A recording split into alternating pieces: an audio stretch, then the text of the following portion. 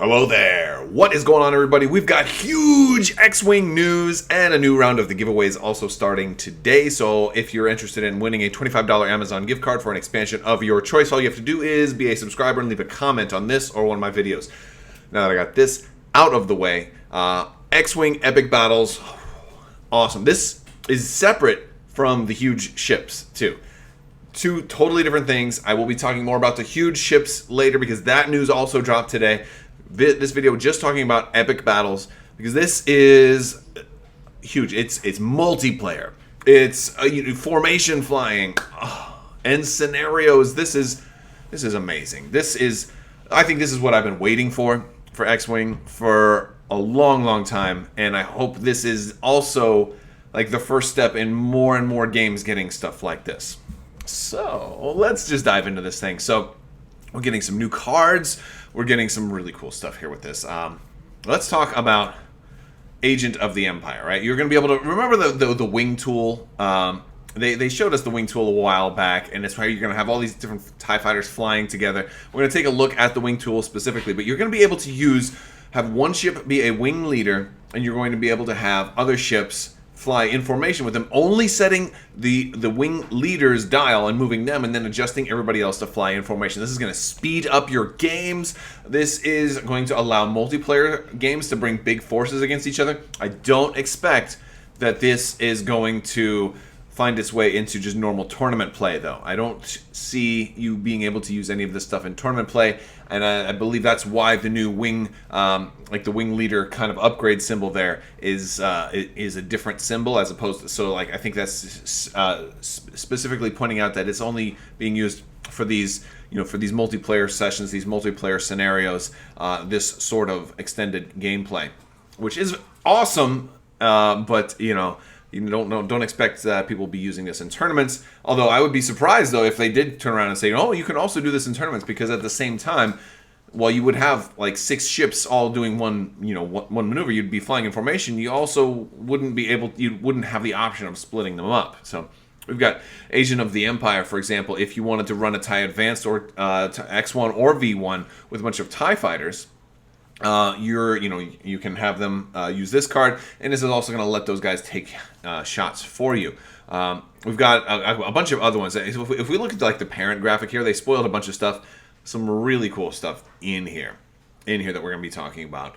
So we also have, like, it looks like they're going to have specific leader cards for specific factions. So I wouldn't be surprised if in the future, like if they add more and more factions to this game, we'll start to see more and more of the formation flying cards here. You have First Order Elite. This makes you the wing leader. And now what we can't see is exactly what specific type of ship this can go on. It looks like, though, it is a TIE SF.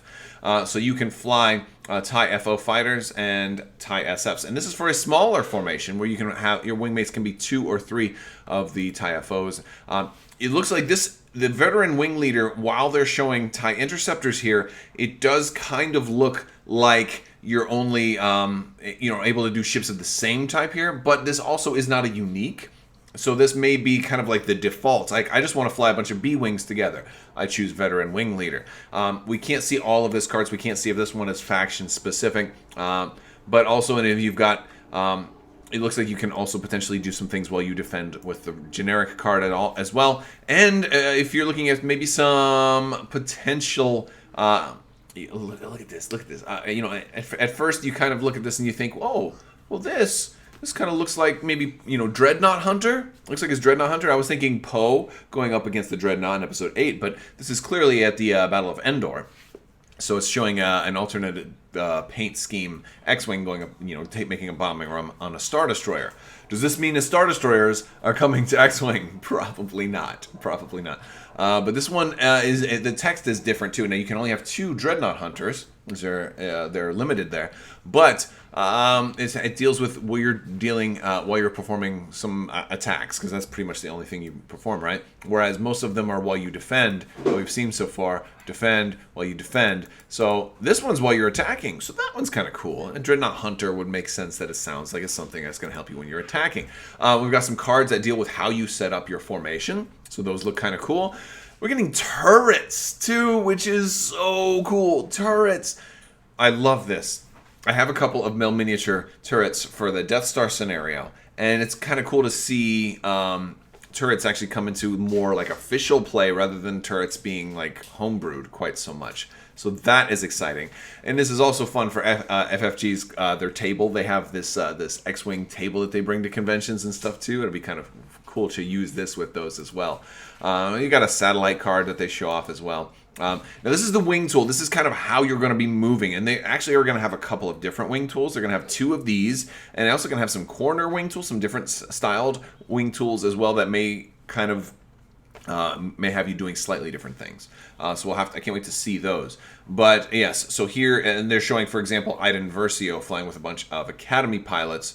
But yeah, you'll just move the wing leader. So in this case, it'd be Iden Versio up there in the middle, top middle. You move them, and then just kind of fly everybody else and put them in formation afterwards. And, you know, we kind of had the wing tool spoiled at, I think it was spoiled at Star Wars Celebration. So the fact that the wing tool exists isn't particularly new, but the fact that now we know how it works, right? You only set one dial, and in some cases, your wing leader can be different than everybody else in the wing, like we've seen that with some of the other cards. But I would expect most of these formations to be the same ship flying with the same ship, and very rarely will you see other stuff. Will you see like a TIE Advanced leading all the other ones, especially because it's unique, right? Now, multiplayer. I love multiplayer games, but one thing about multiplayer games that I tend to not like as much is team-based multiplayer, because if it's team-based multiplayer, it's still force on force, and we still kind of have to agree, you know, and you know, while that can be fun, especially for larger games because you have less things to manage, I like the idea of multiplayer games truly being like free for all, basically. Or if they're going to be cooperative, let them be semi-cooperative. Like, you know, and this is giving you options for team-based, but also free for all. So what we're seeing here is an example scenario where there's 4 different players. None of them are aligned with each other, but they're all competing for control over these satellites. And this is kind of just one of many scenarios that are going to be in this expansion, which is so exciting. I'm excited. So they're each starting out in different corners, and you can have more points than normal too. You can go do larger points. There's also going to be quick builds for your fleets. So they're going to have new quick build cards specifically built for this type of play. But I love it. Now this also very much looks like it's playing on the 3x6 format, so you're going to be doing the larger epic battles. I really kind of would like to use this as an opportunity to tell FFG, make more playmats, please. Consider even making 3x6 playmats, just because the 3x3 playmats, while they work, they're great. I would much rather have 3x6 playmats, because there's so many times where, you know, people put like a freaking Death Star and they put like the side where it just cuts off against flat space and they misalign them, and it really irks me. I hate watching battle reports where they do that, and I think I've even been guilty of filming one that happened to be set up that way too, because it was at another store and I couldn't, you know. So that's the thing. But also, if you do 3x6 playmats, that opens up the capability for a lot of really, really epic artwork. And since FFG has such talented artists, and now so many games that are using a 3x6 surface, I think it's just a great opportunity to do 3x6 playmats. And I would love that, personally. I don't know, there may be some logistical issues with doing that, but I think if you can do a 3x3, you can probably do a 3x6. Let me know in the comments below if you are, you know, if you are in the market for a 3x6 playmat. I know there's plenty of other places to get them, but I don't necessarily like having to pay for overseas shipping. So, like, you know, I'd rather be able to buy one in my local game store. But no, these look awesome. I love the idea of free-for-all multiplayer and having the option for team-based multiplayer, because sometimes team-based multiplayer is great, especially if you're doing a really, really big game. Team-based multiplayer is fine, but I don't feel like we need special rules for team-based multiplayer because, well, you know, it's the same as doing one-on-one, which we already have, and you're just splitting up control. But if you're doing free-for-all, that's like, there have been like scrums and furballs and stuff where people just kind of do their own team free-for-all multiplayer. But since you've got objectives now, and this is the thing, when you do like a furball, or if you're doing some type of homebrewed free-for-all scenario, one of the problems that always used to happen is, especially in like a 3-player game, is that somebody would stay on the outside, wait for the other two to kind of weaken each other's shields, and then swoop in late and kind of mop up. But here, since you're trying to get control of these different objects that are out there, if you hang out around on the outside, you're not going to, you're not going to be getting control. So you're incentivized to get right into the middle of everything. That's really cool. And then they're teasing us with some artwork, because it's not all going to be just Empire and Rebels and stuff using this stuff. Our new factions are going to be flying in formation as well. A whole bunch of N1 starfighters all doing stuff would be kind of cool. I'm actually very, very anxious to see more of these, specifically how, and let me know what kind of questions that you're curious about, too, because this is a good opportunity to start looking at questions that we can ask at Gen Con. The in-flight report is coming up pretty soon. Like, for example, how actions will work. If the leader takes a focus, does that mean everybody in the formation gets a focus?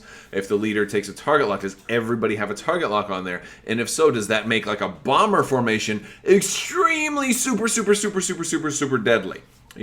That's things that we think we need to ask. Or does everybody take their own independent action? And when do they take them? Because if I put an ace with a whole bunch of Initiative 1 bombers, how does that all work? That's like some of the questions that I have. But I'd love to hear the questions that you guys have. I would assume also that these formation flyings would naturally fit into epic battles using huge ships as well. That's something that I would like to see as well, so I can just, maybe I want to have a Corellian Corvette and, a formation of X-Wings, a formation of Y-Wings, a formation of B-Wings, and a formation of X-Wings, ABXY, right? If I want to run ABXY, and only have to set 5 dials, one for my Corvette, and, I want to be able to do that and have it not be like it takes us an hour per turn, so that would be very, very fun as well. I believe that will totally be, at least that's how it was presented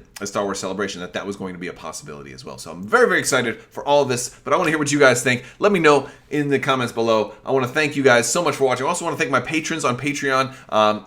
One more thing is also I'm giving away a bunch of Armada promos right now, so if you're a subscriber and leave a comment on my Armada videos, you can also enter to win those. Those are going to be announced before Gen Con. I'm also giving away an identical set on Patreon, so if you're interested in becoming a patron, you can join the team. There's links for all that stuff in the description below. And subscribe, click the bell for alerts. Stay tuned for the huge ship video. I will be taking a look at the huge ship article they also had, and I will be bringing that to you guys probably later this evening as well. I want to thank you all so much for watching, and as always, have a great day.